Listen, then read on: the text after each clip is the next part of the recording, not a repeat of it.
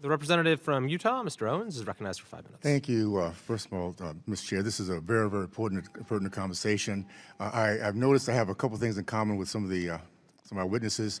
Mr. Blanks, my dad went to Ohio State. I was born in Columbus, Ohio. I was getting his PhD there during that time. And Ms. Livin, I think you came from out of Oakland, am I correct? Okay, well, I played with Oakland. Bay Area, yes. I played with Oakland Raiders, so we have some things in common there. I have just a couple things. Mr. Banks, you mentioned, sorry, Mr. Blanks, you mentioned earlier, what do you say to those who believe that failing schools in time will be given, if given time, will be able to turn things around and be able to address the issues that you mentioned you had growing up? Yeah, well, in my experience, more often than not, the needs of the students are not met. And so that instance with my mother happened almost 20 years ago. And to pull the current, the educational outcomes of that school, 13% of the students are proficient in math, and 34% are proficient in reading. In both of those categories, for the state of Ohio, the school is considered well below expectations, almost 20 years ago. And so for my mom, who said we don't have that kind of time, but think over the last 2 decades how many students have shuffled through this school, and some of them have done well.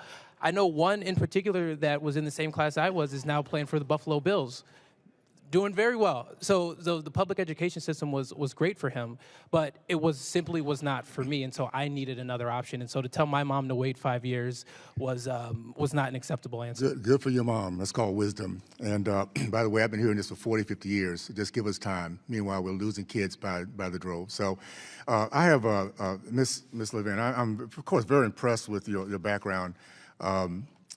Magna cum laude from Cornell University, University of Oxford, and J.D. cum laude from Harvard Law School. I'm going to guess that's because you had a remarkable foundation. You have parents that truly focus on your education during that process. Am I correct? That was certainly a very important part of it. Okay, would you have had the same experience, you think, if you lived in the Baltimore area with 28 schools, you have 2,000 seniors with zero proficiency in math? Or in California, study back in 2017, 75% of the black boys cannot pass the reading and writing test. Could you have succeeded in those kind of situations in the public school system, do you think? I think that we need to fully fund our public schools to make sure that all students have the opportunity. And Education Law Center advocates for that across the country. Private school choice. So did you go to a public school system?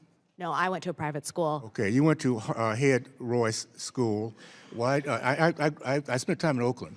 You had a choice in Oakland to go to public schools also. Why didn't your parents do that for you? Well, I would remind you that children generally don't choose the school that they go to. No, your parents did. Your parents had a choice. And your parents paid $30,000 to $50,000 a year for your choice. What gets me is how people like yourself, I would say this across the board, parents who have an option. They can put their kids in the best schools. They know that's an investment for their kids' future. And yet you come here and say how well it doesn't work. I just want to read this real quick. In reality, students who use voucher experience worse educational outcomes than their public school peers. Obviously, your parents didn't think that way because they put you in a private school. In private schools, they're subject to few, if any, quality and accountability standards. I guess my question is this. If we had a system in which we were focused on the student versus the institution, if parents had a choice, like your parents did, had a choice, and it did not come out of the state funds, we have something called Education Choice for Children's Act. It does not come, not one resident comes out of the district, out of the local. Would you be okay with choice if that was the case? If parents had a choice, but it did not come out of public schools, which obviously have a very focused on. Would you be okay with that kind of choice? No, we oppose any type of private school choice program.